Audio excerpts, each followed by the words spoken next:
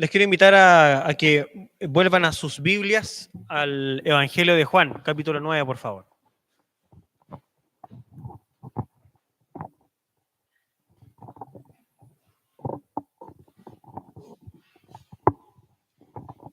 No funciona.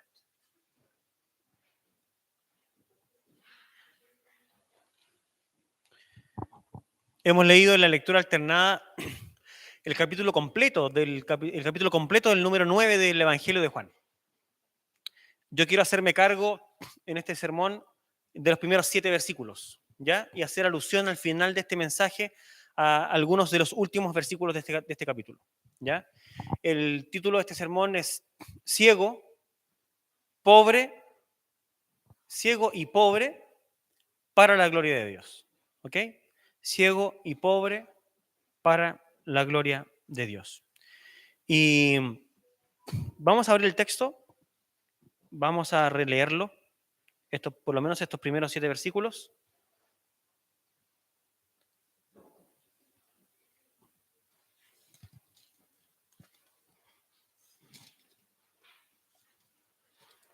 Para que los tengamos ahí en nuestra retina. Al pasar Jesús vio a un hombre ciego de nacimiento y sus discípulos le preguntaron: Rabí, ¿quién pecó? ¿Este o sus padres para que naciera ciego?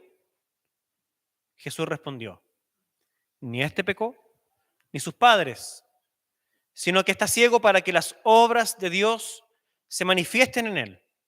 Nosotros debemos hacer las obras del que me envió mientras es de día. La noche viene cuando nadie puede trabajar.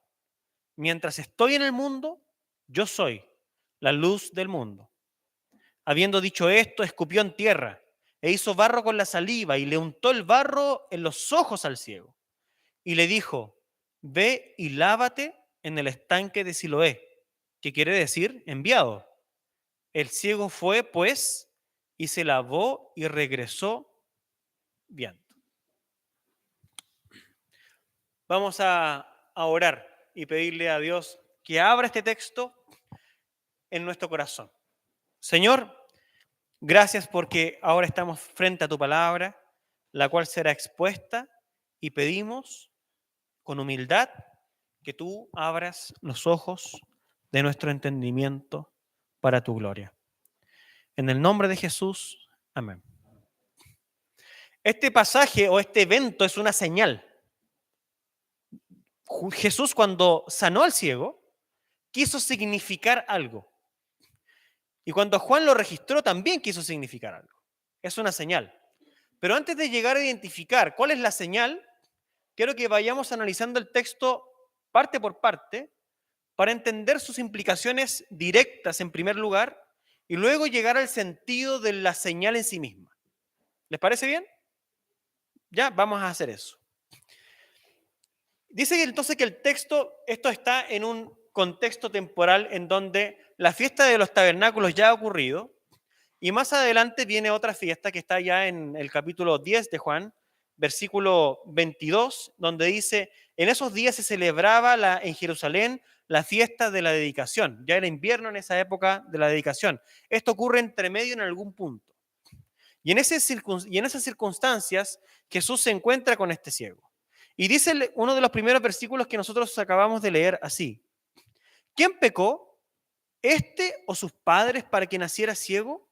Jesús respondió: ni este pecó, ni sus padres, sino que está ciego para que las obras de Dios se manifiesten en él.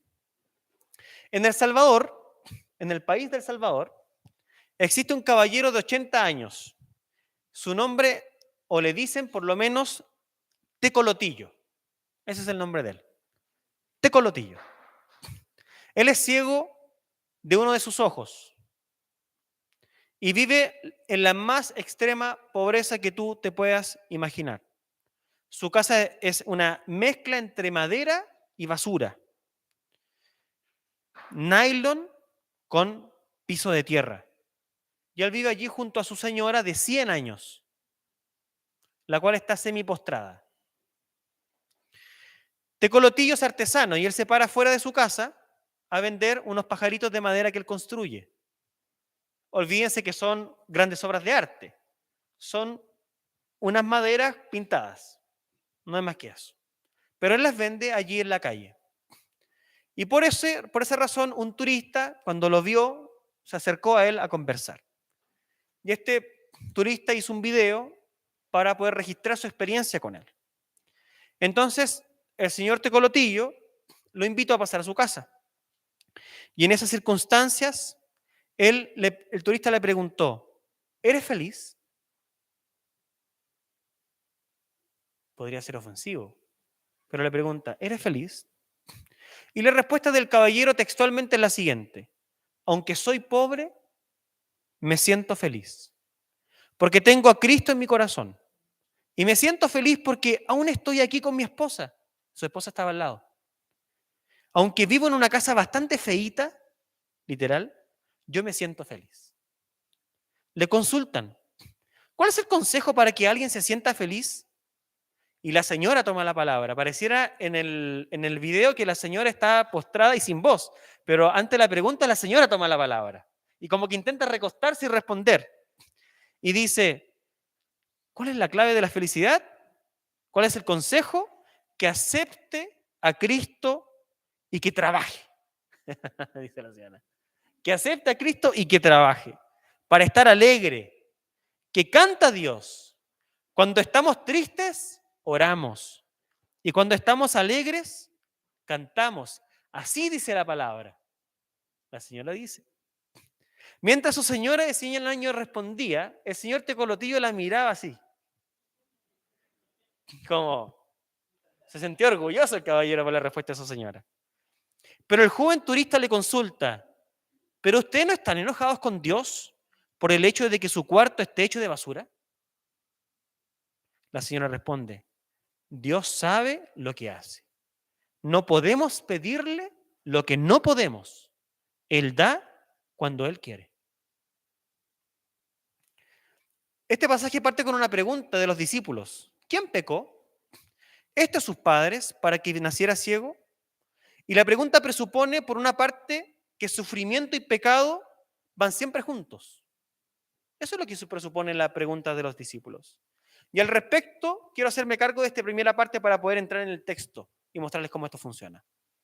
Está claro que la caída, cuando Adán y Eva pecaron, eso es lo que relata la Escritura, cuando eso ocurrió, eso nos afectó a todos como raza humana. Y desde allí todos estamos sujetos a enfermedad y a situaciones desastrosas. Entonces, en un sentido general, el sufrimiento y el pecado van juntos, eso es verdad. También se reconoce en la Escritura el hecho de que pecados puntuales acarrean consecuencias. Por ejemplo, el Salmo 89, verso 32, dice, entonces castigaré con vara su transgresión y con azote su iniquidad. Efectivamente es así. Hay momentos en la vida en donde hay errores que nosotros cometemos y el Señor trae como consecuencia una disciplina sobre la vida de de las personas, de su gente. Pero por otra parte, una enfermedad o experiencia específica de sufrimiento puede ser la consecuencia directa de un pecado específico. Eso también es verdad. Por ejemplo, en Números 12, ustedes encuentran la siguiente situación. ¿Por qué pues no temieron hablar contra mi siervo? El Señor le está hablando a Miriam y a Aarón. Porque ustedes no temieron hablar contra mi siervo, contra Moisés. Y se encendió la ira del Señor, dice el texto, contra ellos, y él se fue. Pero cuando la nube se retiró de sobre la tienda, vieron que Miriam estaba leprosa, blanca como la nieve. Es decir, efectivamente hay situaciones en la vida en donde nosotros recibimos enfermedades como consecuencia de un trato de Dios con nosotros. Eso está escrito en la Escritura. Es el caso, por ejemplo, del paralítico de Betesda, del Juan capítulo 5. ¿Se recuerdan que lo expusimos acá? Después de esto, Jesús lo halló en el templo y le dijo, mira, has sido sanado, no peques más para que no te suceda algo peor. Es decir, se reconocía que la parálisis de esta persona había sido por algún pecado que él cometió en su juventud. Algo le ocurrió que derivó en que él estuviese paralítico. Esto es verdad y hay que reconocerlo. Pero también al mismo tiempo hay que decir otra cosa que es importante. No siempre es así. Y cometeríamos un error si generalizáramos demasiado y hagamos de esto una regla general. Por ejemplo, en Gálatas 4, verso 13, una carta que el apóstol Pablo escribe, él dice lo siguiente: pero saben que fue por causa de una enfermedad física que les prediqué el evangelio la primera vez. Es decir, ¿qué es lo que Dios hizo? Dios le mandó una enfermedad física a Pablo para que por medio de esa enfermedad se vinculara con la gente de Galacia y por medio de eso, de ese evento, él pudiera presentarles el evangelio. Es decir, Dios genera una situación para que esa situación redunde en gracia para algunas personas y en la gloria de su nombre. Eso también es posible.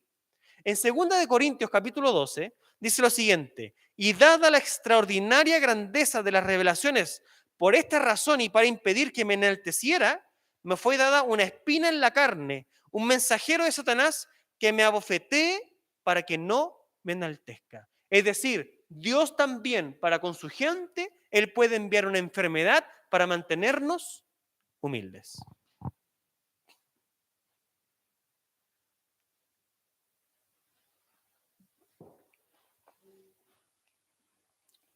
Ahora, este es el caso en donde no hay conexión particular con algún error del pasado, el caso del pasaje. No hay un pecado específico de parte de él o de sus padres. Es la propia caída que le ha afectado, pero además un interés particular de Dios de manifestarse en su vida. Y entonces tenemos un punto de implicación y aplicación que es importante. Porque hay muchas cosas que han pasado en tu vida por pecados que has cometido, como los primeros textos que les leí.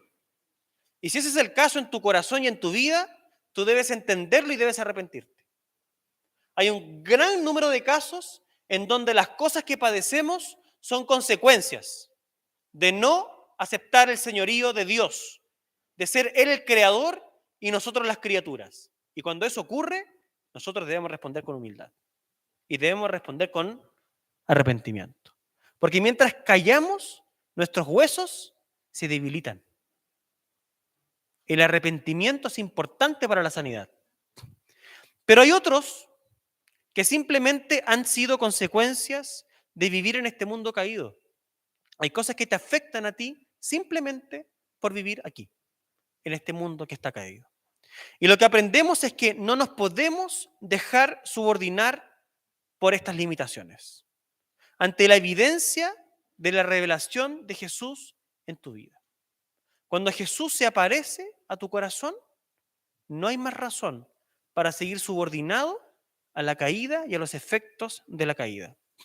Mira qué importante esto. Delante del pasaje nosotros vemos que no existe impedimento físico en tu vida, no existe vejez en tu vida, no existe pobreza que Dios no pueda transformar para su gloria. No existe. En tu caminar con Dios, debes ceder en tus definiciones limitadas que te has impuesto y abrazar la posibilidad cierta de que Dios puede usarte y transformar aquello que te limita. Es el caso de este hombre. Un hombre que se encuentra con Jesús, que Jesús le sale al encuentro. Un hombre que Dios sana y que Dios reivindica su vida para su gloria. Si alguno de ustedes se ha encontrado ya con Jesús, esta experiencia del ciego, que es también mendigo, es una experiencia por medio de la cual Dios quiere hablarte, porque en esa ceguera de ese mendigo y en su pobreza están también mendigo, y en su pobreza están también encapsuladas tu realidad, tus limitaciones, esas cosas que tú dices, ¿por qué me ocurren? ¿Por qué yo soy así? Y Dios quiere que tú entiendas que en Cristo tú puedes vencer. ¿Qué te limita? ¿Eres de los que permite que una limitación física, eres de los que permite que tu edad o tu pobreza te coloquen una frontera? ¿Te postras ante tus limitaciones y les rindes adoración, permitiéndote vivir condenado y sentenciado por aquello que juzgas sea un mal sobre tu vida? Es una pregunta que el texto está planteándonos. ¿Por qué nos hace la pregunta? Porque en Jesús eso para, eso se detiene. Es capaz de hacerlo. Sigamos creciendo y vamos profundizando. El verso 4 dice así: Debemos hacer las obras del que me envió mientras es de día. La noche viene cuando nadie puede trabajar. Esta expresión apunta claramente a que Jesús estaba en ese momento presente con ellos, con los discípulos. Pero vendría un tiempo en donde no estaría más. Jesús sería sacado de en medio de ellos para ser juzgado y ser ejecutado. Allí habrían tinieblas y no se podría trabajar. Si seguimos el relato de los evangelios, efectivamente los discípulos se dispersan. No hay tiempo para hacer nada, estos están asustados. Así funcionaba esa expresión para los propios discípulos, es las personas que por primera vez escucharon esto. Pero para nosotros funciona de otro modo. Hoy, mientras Jesús no haya retornado aún, es de día. Y la luz de Jesús por medio del Evangelio y del Espíritu Santo nos alumbran. De forma que nosotros, los que creemos en Él y hemos recibido su llamado, no podemos escondernos ni estar perezosos. Las personas que están aquí presentes, que han recibido la luz del Evangelio en su corazón, tienen luz en su vida. No están en la oscuridad. Y a esas personas les toca trabajar. Les toca empeñarse. Les toca no estar perezosas, porque es de día. Y para las personas que no han creído en el Evangelio, la noche viene. Y esa noche es la segunda venida del Señor, donde ya no habrá más oportunidad de reivindicar tu tiempo. O no podrás trabajar por el Señor lo que no trabajaste. El tiempo de trabajar y de rendirnos es hoy. ¿Qué implica esto? Esto tiene un foco en ti como individuo y en la forma en que lidias con aquellas cosas que te limitan. Entonces volvemos al punto anterior, fíjense. ¿Por qué? Porque en Jesús tú ya estás en luz y tienes todo lo que necesitas para vivir por sobre aquello que te vence y que te limita. Mira lo que dice Filipenses. Alguna vez pusimos Filipenses acá. Sé vivir en pobreza y sé vivir en prosperidad. En todo y por todo he aprendido el secreto tanto de estar saciado como de tener hambre, de tener abundancia como de sufrir necesidad. Todo lo puedo en Cristo que me fortalece. Este es un mensaje directo al corazón de aquellos que ya han tenido un encuentro con Jesús. Es sacudirte de tu realidad, porque tú tal vez te justificas a ti mismo y tú dices que no, que estás limitado. Tú piensas que no tienes las condiciones de poder desarrollarte. Tú dices que no tienes las condiciones de poder vencer a aquello que te gobierna, porque tú le has conferido un valor y un poder, no Dios. Tú le has dado a tu condición física un poder y un valor. Tú le has dado a tu condición económica un poder y un valor. Tú le has dado a tu edad un poder y un valor sobre ti. Pero esos poderes son relativos. Lo absoluto es Cristo. Cristo es absoluto. Cristo determina cuándo estás para la capacha, cuando estás viejo, cuando ya no sirves para la otra cosa. Dios lo determina. No tú no tienes el poder. Dios determina la belleza, ser bonito o ser feo. Dios determina la indiscapacidad. Dios puede transformar la ceguera en un punto de inflexión para su gloria en tu vida y en la vida del resto. Dios tiene el poder y si Cristo está en tu corazón, Él reivindica ser tu Señor para que tú rindas tus limitaciones a sus pies. Y mientras no lo hagas, no podrás experimentar que todo lo puedes en Cristo que te fortalece. Pero además, esto tiene, además de una implicación personal, tiene una implicación a nivel comunitario.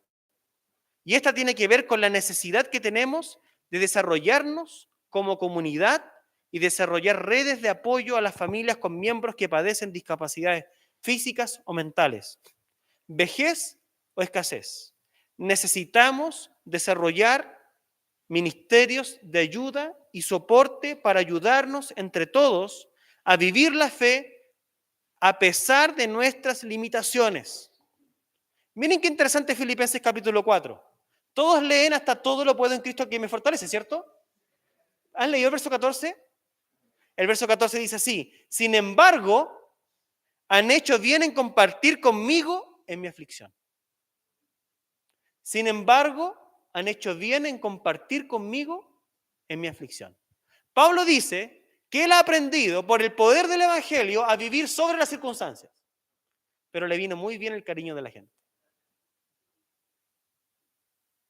Nosotros, los creyentes reunidos, somos una comunidad de luz, pero no podemos apagar esa luz. ¿Cómo no la apagamos? Colocándonos al servicio de los otros, de las personas que están a nuestro alrededor, bendiciéndoles, ayudándoles. Y te quiero hacer unas preguntas de aplicación respecto a este punto. ¿Has considerado servir a Dios dedicando un día de la semana a su servicio y al servicio de otros? ¿Lo has pensado? ¿Has considerado dedicar una semana de tus vacaciones en tributo a Dios para misionar o servir a otros en tu ciudad? De todo mi tiempo de vacaciones, voy a apartar una parte para servir a Dios, para dedicarme a Dios en su reino. Y ojo, su reino no solo la iglesia, para involucrarme en la ciudad y bendecir a otros que necesitan. No voy a vivirlo para mí, voy a dedicarlo para otros. Es de día y mientras es de día hay que trabajar. ¿Has considerado consagrar tu jubilación al Señor y servirlo de manera gratuita para extender el reino? En Brasil yo conocí a alguien, se llamaba Milton. Y Milton era presbítero de la iglesia presbiteriana de Piñeros. Y él estaba todo el día trabajando en la iglesia. Y yo como nuevo en la iglesia me preguntaba, ¿y este caballero lo mantienen? Milton, ¿por qué tú haces esto? Yo no puedo dejar de trabajar. Yo ya tengo mi jubilación. Yo tengo que servir al Señor. Y él todos los días estaba sirviendo al Señor. Había otra persona adulta, se llamaba Jesse. Y Jesse, yo lo veía de repente nomás en la iglesia. Jesse, ¿qué andas haciendo tú? ¿Qué haces? No, yo ya estoy jubilado. ¿Y qué haces con tu tiempo? Yo sirvo plantando iglesias. Jesse iba una vez por mes al culto del día domingo. ¿Y dónde estaba el resto del tiempo? En las favelas de Brasil, predicando. ¿Tú no puedes hacerlo? Ellos son superhombres y tú no. ¿Qué te limita? A veces estamos disgustados porque tenemos un evangelio pobre, porque nuestras vidas son fomes, son aburridas. Tú la tornas aburrida, porque el poder del evangelio y el llamado de Jesús es vigente y está presente. Tú eres quien debe arrepentirte. El verso 6 dice así, sigamos. Habiendo dicho esto, escupió en tierra e hizo barro con la saliva y le untó el barro en los ojos al ciego. Y le dijo, ve y lávate en el estanque de Siloé, que quiere decir enviado. El ciego fue, pues, y se lavó y maravillosamente regresó viendo. Observamos lo siguiente. 1. Jesús envía al mendigo al estanque de Siloé. ¿Recuerdan el estanque donde sacaban agua para la ceremonia de la fiesta de los tabernáculos? Que lo explicamos acá. ¿Sí? Que en el último gran día de la fiesta iban a un estanque, los sacerdotes sacaban el agua y esa agua la rociaban sobre el altar. Bueno, a ese estanque lo está mandando.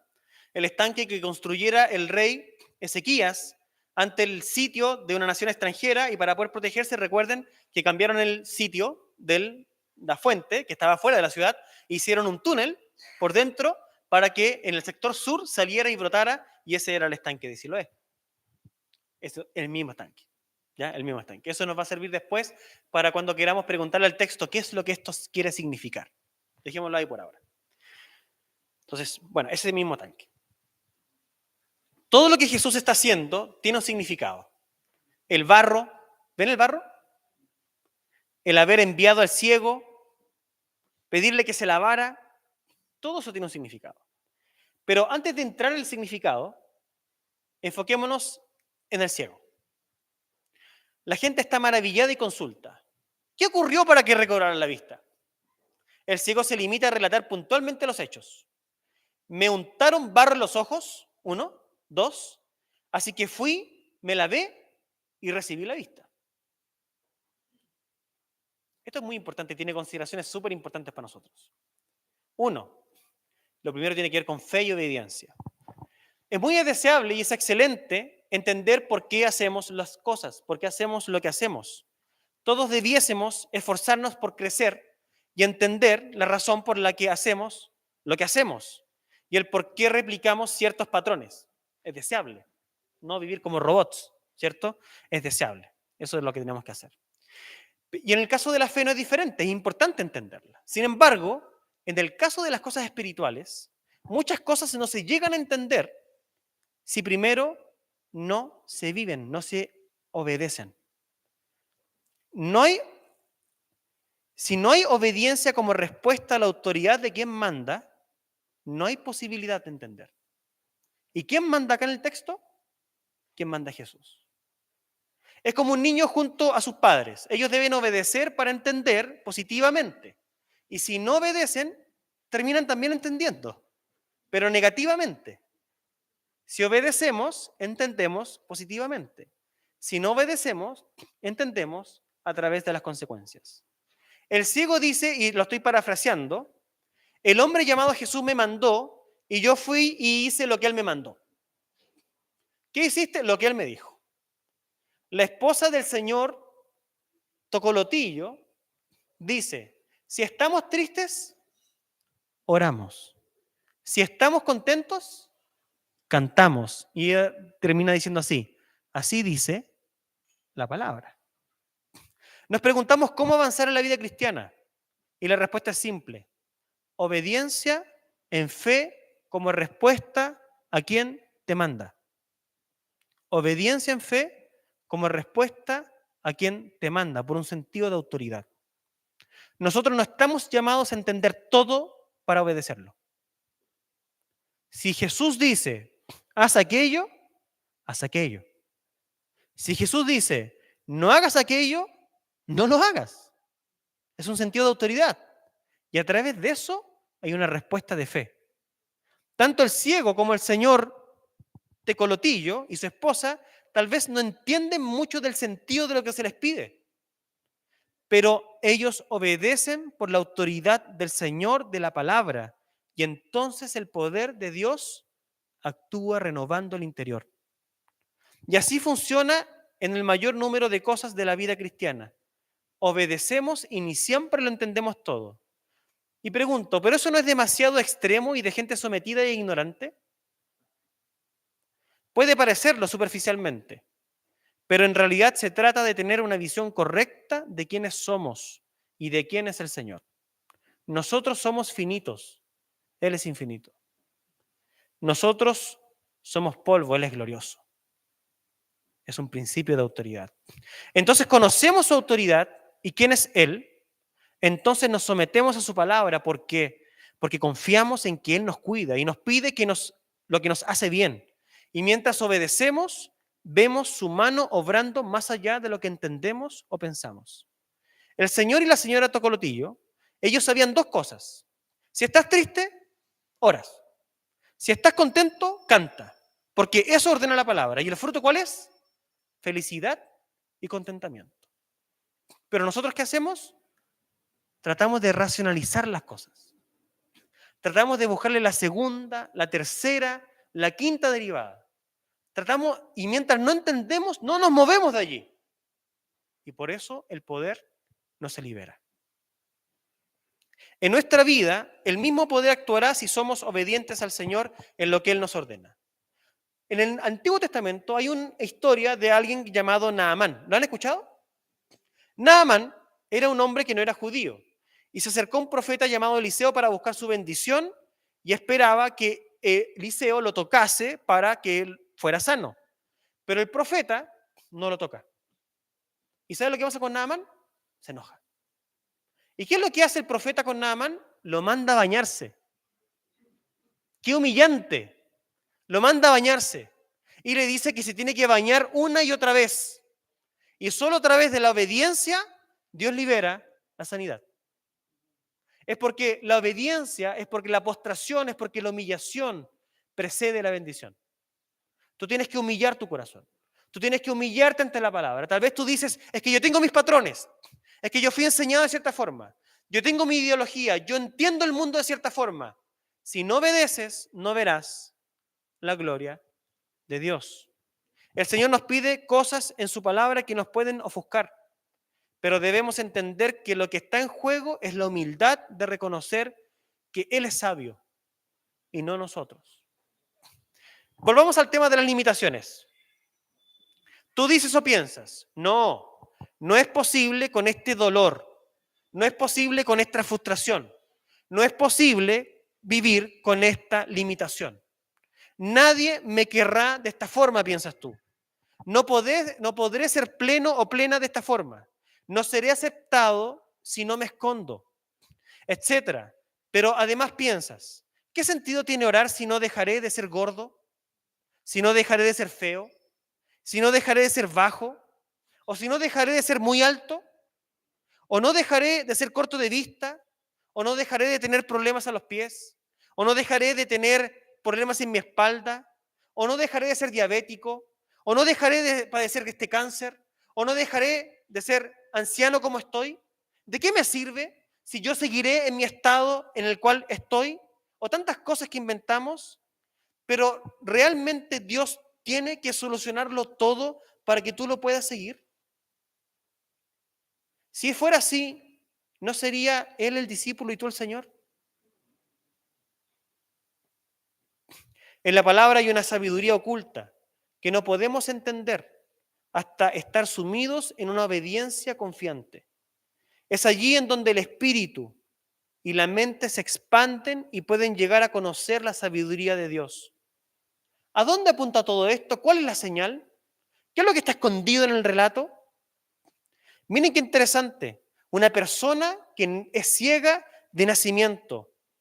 Una persona que solo Jesús es posible que la cure a través de una obra simbólica de hacer barro con sus manos. Una persona que es enviada a un estanque que se llama el enviado. Una persona que hace todo lo que se le ordena. Una persona que da testimonio de aquel que lo sanó. ¿Qué es lo que Dios quiere comunicar? ¿Qué es lo que Jesús quiere decir con esto? Es muy interesante Juan 9:27. Juan 9:27 dice así: Él les contestó, ya les dije y no escucharon. Ya les dije y no escucharon. Él está diciendo una y otra vez a fariseos, a vecinos y a sus padres todo lo que les pasó, pero ellos, ¿qué pasa con ellos? No escuchan. Incluso el texto cuando va a terminar dice, verso 35, Jesús oyó decir que lo habían echado fuera y cuando lo encontró le dijo, ¿crees tú en el Hijo del Hombre? Él le respondió, ¿y quién es Señor para que yo crea en él? Jesús le dijo, pues tú lo has visto y el que está hablando contigo, ese es. Él entonces dijo, creo, Señor. ¿Y qué hizo después? Lo adoró. ¿Qué es lo que Juan está escondiendo en este pasaje? ¿Por qué Juan en el versículo 7 se empeña en colocar entre paréntesis para el público que no es judío el hecho de que el estanque de Siloé se llama el estanque del enviado? Es porque nosotros somos los que nacemos ciegos, hermanos. Este ciego nació ciego para enseñarnos a nosotros que todos nacemos ciegos espiritualmente de nacimiento. Nosotros no podemos lidiar con nuestras dificultades. Nosotros no podemos lidiar con nuestras limitaciones. Nosotros no somos capaces de someter nuestras limitaciones y vivir en el poder del Evangelio porque cargamos con una ceguera espiritual que viene desde el origen. Y si el enviado que es Jesús no nos sana, y si el enviado que es Jesús no pone su mano renovadora y recreacional sobre nosotros, no somos capaces de levantarnos y vivir más allá de este mundo finito y limitado y no podemos vivir para su gloria. Si tú quieres experimentar la trascendencia, si tú quieres experimentar la gloria de Dios, si tú quieres ver tu trabajo en un sentido distinto, proyectado para la eternidad, porque es de día y debemos trabajar para su gloria, si tú no quieres conectarte con aquello y vivir realmente intensamente, no vayas a Jesús. Pero si tú quieres transformación, si tú quieres salir de tu ceguera espiritual, Esa ceguera que el evangelista narra en estos versículos. Si ustedes fueran ciegos, no tendrían pecado. Pero ahora porque dicen vemos, su pecado permanece. Tú dices, no necesito de esa sanidad. Yo no soy ese ciego. Yo estoy bien.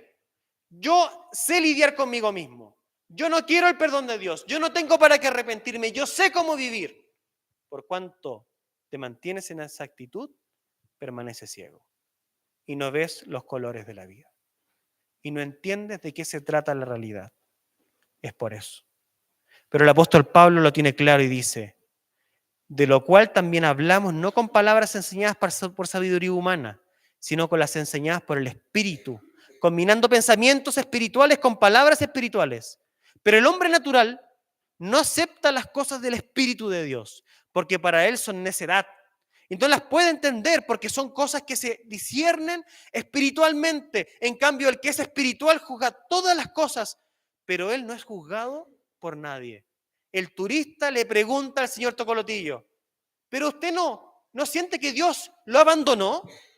Usted debiese estar enojado, caballero. ¿No ve el piso de tierra?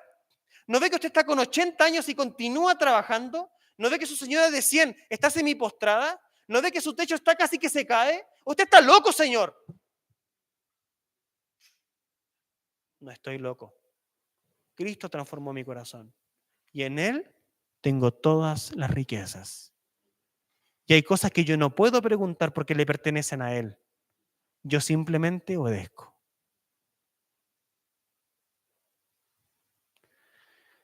Él es sublime y Él ha decidido revelarse a los pequeños. ¿Quiénes son los pequeños? Los que tienen humildad en el corazón. ¿Dónde discierno esa humildad? Es con la luz de Jesús. La luz de Jesús hoy alumbra en este lugar a través de esta palabra.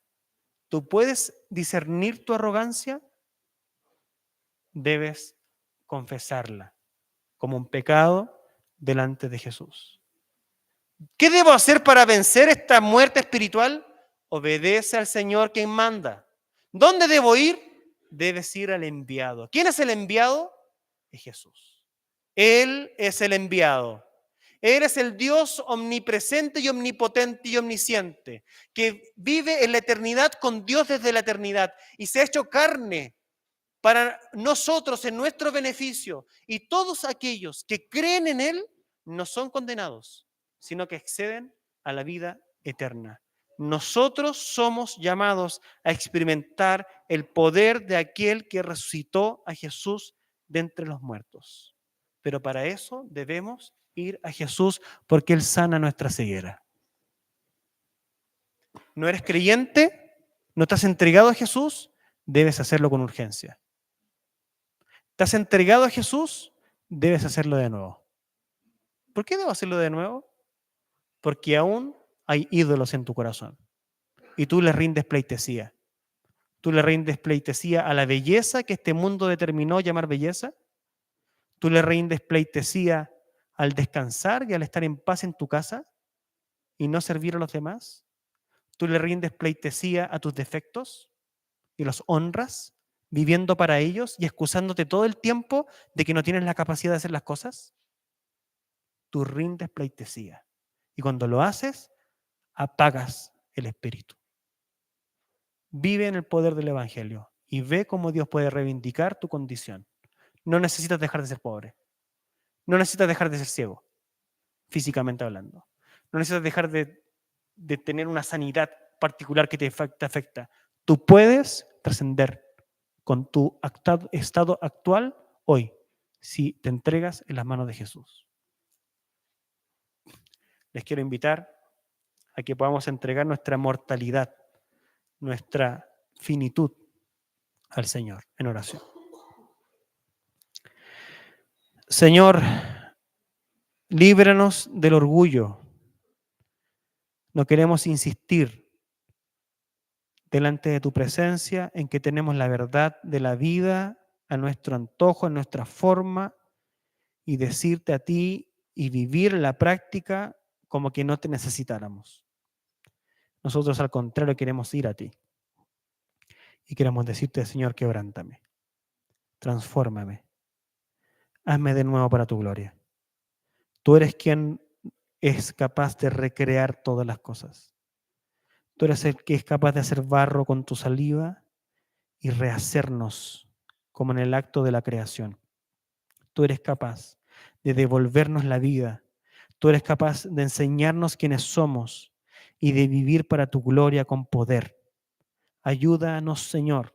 Ayuda a mis hermanos, a mis hermanas, a aquellos que están hoy día viviendo una situación difícil, en donde ellos mismos se limitan o nos limitamos en ciertas cosas y pensamos que tu poder, que tu evangelio no se aplica en esa área de nuestra vida. Enséñanos por medio de la dependencia espiritual, por medio de la oración, por medio de la obediencia, de que sí, de que tú eres capaz de redoblarlo todo, tú eres capaz, Señor, de subyugar lo que nos ata, tú eres capaz de darnos libertad, tú eres capaz de extirparnos el temor y de colocar seguridad, porque tú, oh Dios, venciste en la cruz y lo hiciste por nosotros, de gracia, como un regalo, y solo debemos abrir nuestros brazos y recibirlo. Te pido que los hermanos acá, los amigos, puedan abrir sus corazones y recibirte. En el nombre de Jesús, amén.